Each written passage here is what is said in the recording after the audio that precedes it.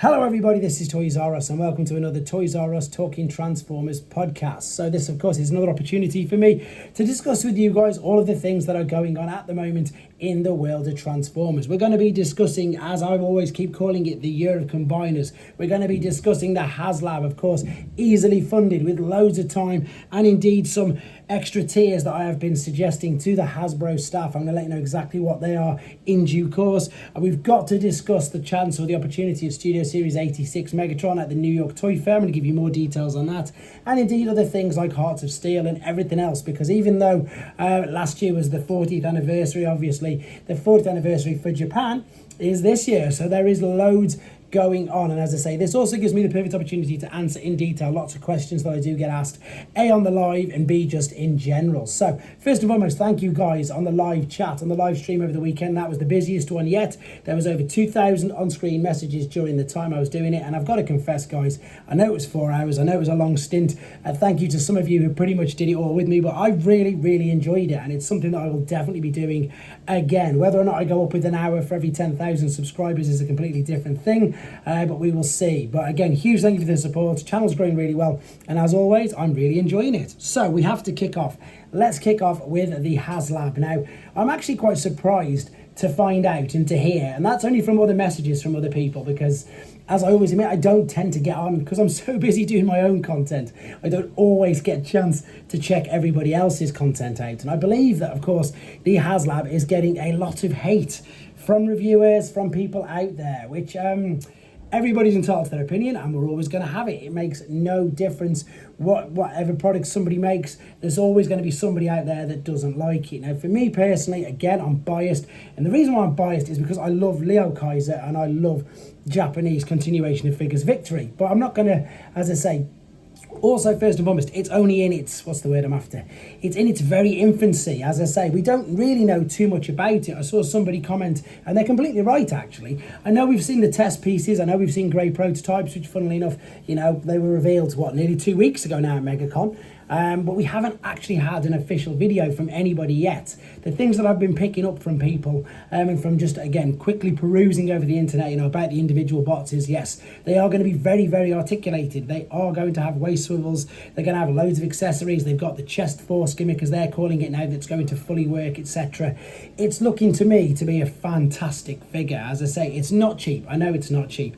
But the thing is, the reason why they make these, and everybody knows this, I know, although to me he's a huge character and he's very popular in my world, in other worlds he's not. Some people don't even know who this particular character is yet.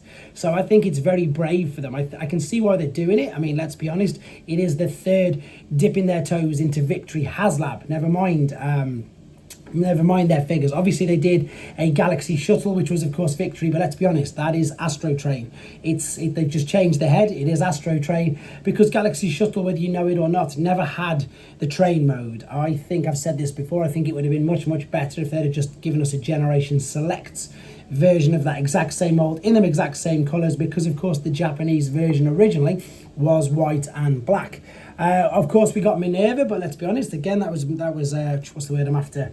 Elita 1, sorry, the character completely just... And, of course, we've had Metalhawk, which was, of course, just using the Cyclonus mold. So we haven't really... I'm trying to think, and correct me if I'm wrong, guys, because I don't always get everything right, obviously, that... Especially out of the newer versions, we haven't had a standalone where they're their own mold, which is exactly what these are, which is, of course, exactly what Victory Saber and, of course, Deathsaurus, as they're calling him, was. So it's, you know, it's always very risky. I like the fact that, you know, we're getting there's no reason in my mind now why I don't think we're going to get Death Cobra either as well. So we're looking at 7 figures, definitely, with a load of accessories, with a big stand, and whether we like it or not, you know, accessories do count in the price of things. They do. They did. I'm trying to think of his name again. Sorry, I'm terrible this week. Of the Fossilizer, which was a Generation Selects Triceratops with an abundance of blast effects. He was at a premium price because of all of the stuff that came with him. Siege actually did an accessory pack, which they sold, you know, at quite a premium price with the drone, you know. So the accessories, whether we like it or not, they are all part and parcel of it. And let's be honest, Iron Factory, and I'm not going to sit here and pan Iron Factory's LeoKaiser because I've reviewed it, I've got it, not in hand right now, it is at home, and it's another great version of LeoKaiser. It's fantastic. fantastic. There's nothing wrong with it at all. But that's what I'm coming across now, trying to get my point across to be that the beauty of it is, if you don't like the new Hasbro one that's coming up, then you've got a choice already. There is a third-party company out there who have already made their version of LeoKaiser. They're calling him liokaiser. If you're new to this channel or haven't heard about him, I've done a full review of him and I've done a full comparison with the Generation 1 originals. So, you know, you've got your choice already. I think, as I say, the bonus Death Cobra, I think that was an absolute given. I actually can't see any reason why this won't smash. Even though I'm sitting here saying he's not, you know, a huge character, I'm sitting here saying I can't see any reason why he won't smash all of the tiers, purely because, as I say, we've seen the introduction of the Asian markets who can now back it. The Asian markets have jumped in straight away and boom, they've flown up. And of course, a lot of people have pointed out as well, you know, that they can't afford an original G1, which I totally get, because the original G1 has gone a bit silly in prices.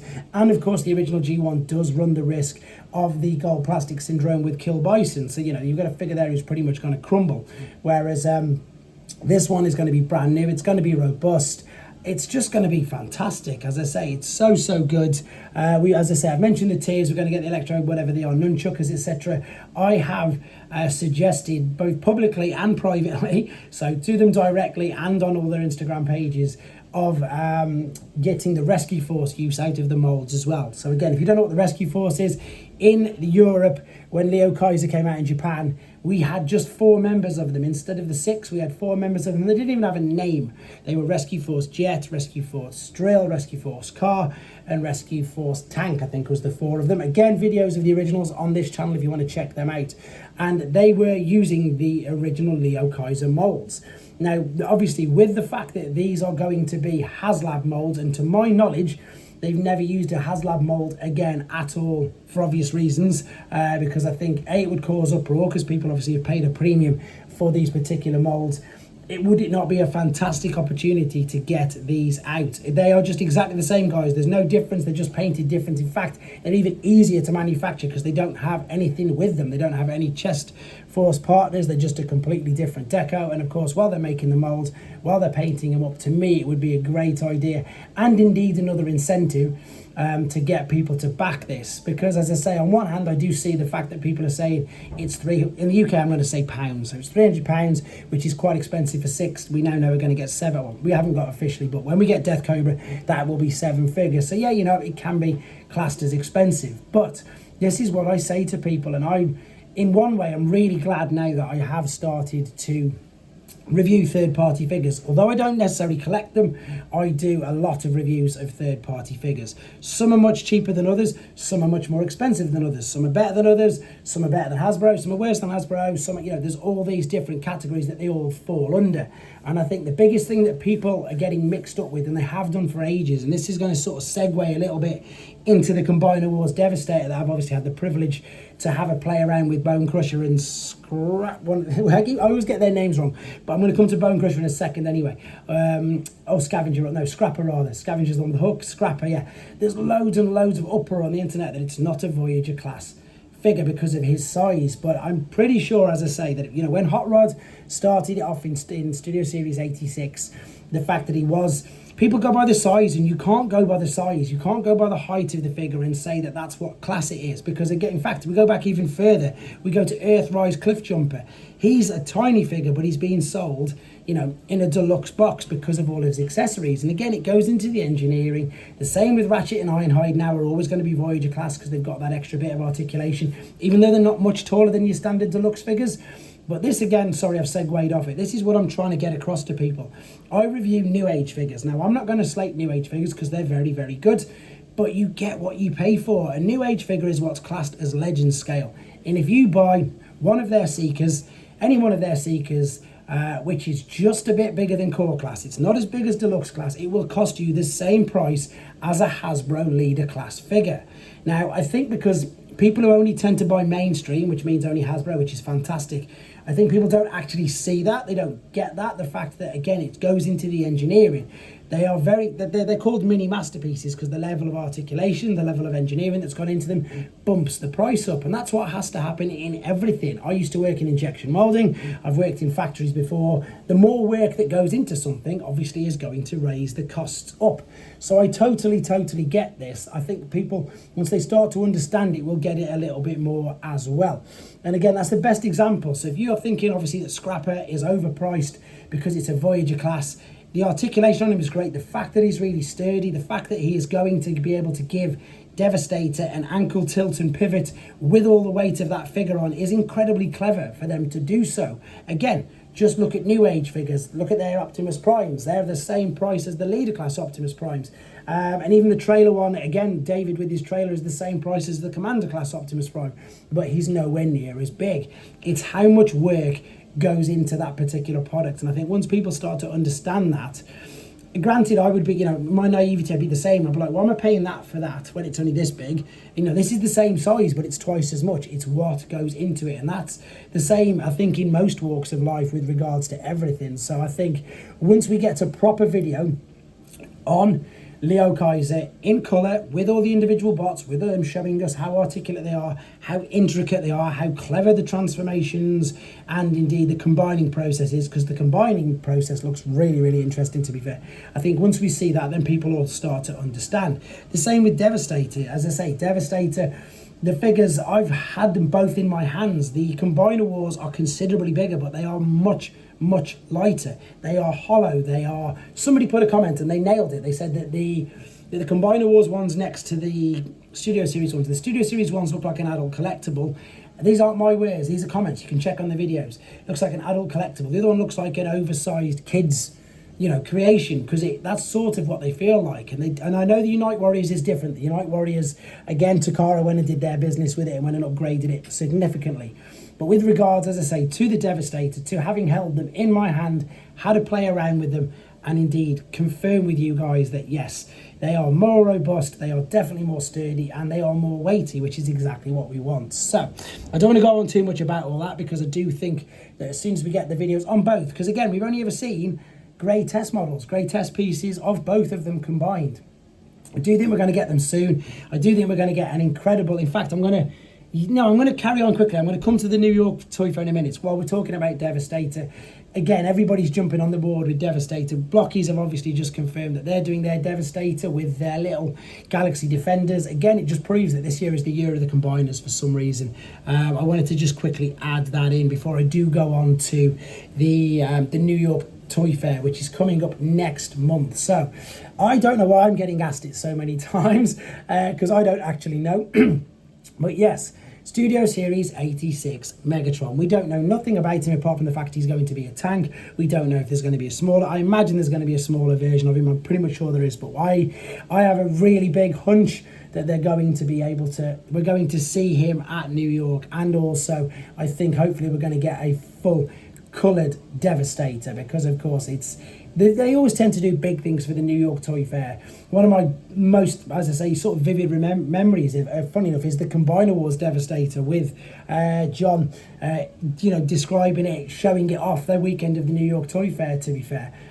So I think, I don't know, just got this feeling that we're going to get him. And then the problem we're going to get then straight away is we're going to get an abundance of That's Not My Megatron and all the other things. There's certain things that we can and can't expect. And exactly the same as with your Iron Factory's take on LeoKaiser or Vinkaiser, you can have a New Age Romulus if you're not happy with the Studio Series 1. So, genuinely think we're going to see him.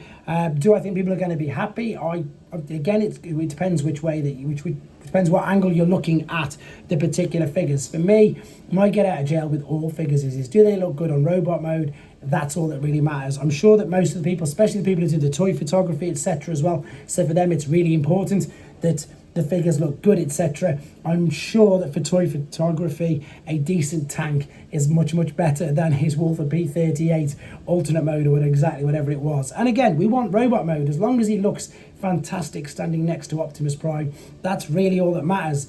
There's probably going to be a secret hidden fan mode for Thingy, which won't be a secret hidden, obviously, but if it's a fan, I'm sure that somebody will find one, the same as what they did with the concept art one. Whether it's there intentionally or not, it's always interesting to find out. In fact, that could be one of the questions that I ask Evan next time I speak to. Was the concept art Megatron gun mode intended, or was it just some very, very clever fan? Because it looks too good, to be fair. And yeah, you know, obviously we've got the Hearts of Steel. Megatron's a canon in that as well, so that's another form of Megatron where he wasn't his original G1 self. I think, as I say, we've got loads of things to look forward to. Superion's starting to come along nicely. We already know that we're going to be getting Bruticus because we've had an image and confirmation of Vortex. I also think that the speed of things at the moment seems to be much quicker, because it only seems like a couple of weeks ago, you know, that obviously Heatwave and Skybite were through the space bridge, and then obviously 2 weeks ago we get to see them, not just, like as I say, not just confirmation or here they are or when you can pre-order them, but we got to see them actually in hand even before, you know, before they were there for the pre-order. So if that's the case, then because Vortex was obviously through the space bridge not so long ago, it would say to me, and obviously, of course, this is me, probably more with hope rather than only knowing actual fact, obviously, that we'll be seeing Vortex soon. So whether or not that means, I think if they're looking at 2 combiners a year, so obviously Devastators this year, Superions this year, then it would be nice to know if we will be getting. I wonder if they're going to go with the first 4. So what I mean by the first 4 is the first 4 Scramble Cities. We've had a Menasor. We know we're getting Superion. It would make sense for them to do a Defensor next. Again, the issue that they're going to have is with what do they do with Groove? Because, of course, everybody's so obsessed with scale and stuff now that your Groove, of course, little police motorbike, isn't always the most, well, not going to be the most sturdy or safe limb. So it depends on which angle they're going to go with. Me personally, of course, I'd like to see a Defensor in time. I would love to see them take a shot at, but I can't see it because they're going to do Bruticus at Computron. Again, I think Computron was a figure that just keeps getting glossed over. You look back at Combiner Wars, and they just managed to get so many out so fast. And then, of course, Takara did their Unite Warriors, where they updated them ever so slightly. I like the Devastator. I've learned so much, even though I've never seen one in hand, that they gave, you know, the figures extra articulation and all this sort of stuff. So I'm probably going to try and hunt one of them down, in all honesty, as well. But I think definitely Computron, yes, because even Abominus got a good update in Power of the Primes, didn't it? Abominus got a good update, etc. So I'm thinking I'd like to see a really decent Computron. If you'd like to let me know what you'd like to see as well, that would of course be great. I think, to be fair, guys, even though I normally aim for 20 minutes, I think I've pretty much covered all that I wanted to in this, because I don't want to say anything that, well, in fact, no, I was going to say I don't want to say anything that I don't know anything that's happening. I don't want to say anything that hasn't been said already. I think I've already gone over all my points. I'm super excited for the HasLab. Yes, I've backed it. I want more, same as you guys are. I still want to see the videos on it. I still want to see, what's the word I'm after? I still want the videos of the individual part of the characters, and I want to see them combining it, because that's the biggest thing. That's same with Devastator, and I'm hoping very soon that we do get to see all of them. So there we go. That's going to wrap this a little bit smaller, a little bit of a podcast for myself. As always, though, it's been great trying to, again, reply to loads of the messages. I do make it, as I say, one of my personal missions to reply to all the messages, even though I haven't got, like, replied to you in person sometimes on the thing. I've took note of it, and again, I'm replying to it via this way. But as always, guys, you'll be seeing me tomorrow, because I've already got some stuff for Friday's news update and for something over the weekend. So as always, take care, and I'll catch up with you soon.